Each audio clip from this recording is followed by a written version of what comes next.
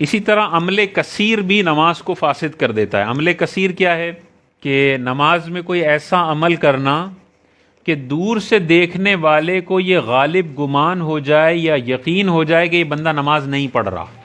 ऐसा कोई भी अमल करना कि दूर से देखने वाला को लगे, यकीन हो जाए कि यार ये कुछ और कर रहा है, नमाज नहीं पढ़ रहा, ऐसे अमल से नमाज फासिद हो जाती है। ठीक है, तो कोई क़याम में खड़ा हुआ है और जेब में से कंघी निकाल के कंघी करना शुरू कर देता है। अब जब ये कंघी कर रहा है तो दूर से देखने वाला क्या कहेगा, अभी नीयत इसने नहीं बांधी, अभी बाल हजरत सेट कर रहे हैं, उसके बाद नीयत बांधेंगे। ये कंघी करना नमाज फासिद कर देगा। ठीक है ना।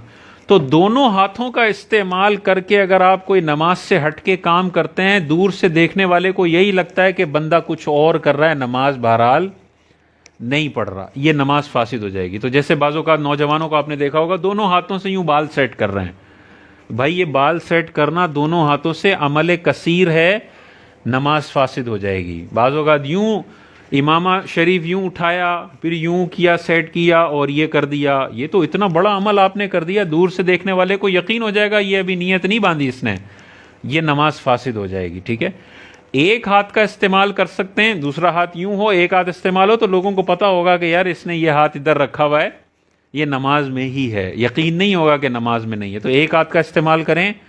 दोनों हाथों के इस्तेमाल से अगर कोई नमाज से हट के काम किया, ये नमाज फासिद हो जाएगी, इसका ख्याल रखना है।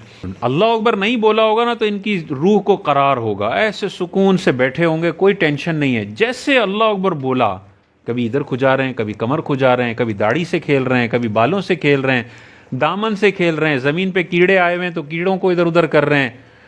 अब ये सारा जो हरकतें हैं, ये अगर बहुत ज़्यादा तादाद में हैं, ये अमल कसीर है, नमाज को फासिद कर देगा। तो ख्याल रखना चाहिए। रुकू में हैं, बहुत वैसे खुजली अगर आ रही है ना, आप इसको इग्नोर कर दें, ये शैतान की तरफ से वसवसा होता है। यही वजह है कि नमाज के बाद कभी इतनी खुजली नहीं आती, नमाज में आती है। उस बंदे को ज़्यादा आती है जो खुजाता ज़्यादा है।